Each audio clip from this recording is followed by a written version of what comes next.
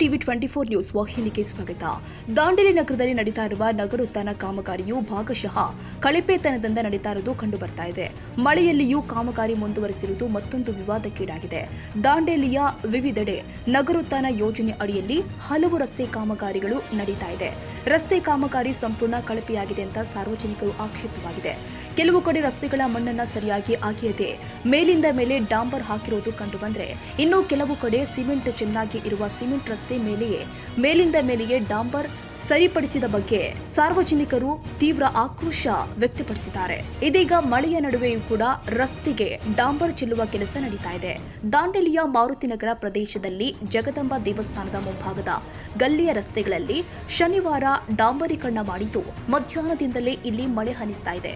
ರಸ್ತೆಯ ಮೇಲೆಲ್ಲ ಮಳೆಯ ನೀರು ತುಂಬಿಕೊಂಡಿದೆ.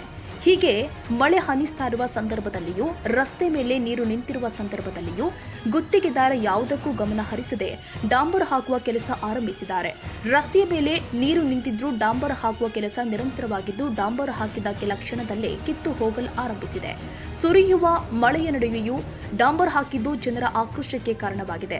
ಸ್ಥಳೀಯರು ಅನೇಕರು ಈ ಬಗ್ಗೆ ನಗರಸಭೆಗೆ ದೂರನ್ನು ಕೊಟ್ಟಿದ್ದಾರೆ. ರಸ್ತೆ ಕೆಲಸವನ್ನ ನಿಲ್ಲಿಸಿದ್ದಾರೆ. ಸ್ಥಳಕ್ಕೆ ನಗರ ಅಭಿಯಂತರು ಆಗಮಿಸಿ ಪರಿಶೀಲಿಸಿದ್ದು, ಇದರ ಬಗ್ಗೆ ಕ್ರಮ ಕೈಗೊಳ್ಳುವುದಾಗಿ ತಿಳಿಸಿದ್ದಾರೆ. ಕ್ಯಾಮರಾಮನ್ ಲತೇಶ್ ಚಾಟ್ಲಾ ಜೊತೆ ಸರ್ಫರಾಜ್ ಶೇಖ್, ಟಿವಿ 24 ಕನ್ನಡ, ದಾಂಡೇಲಿ.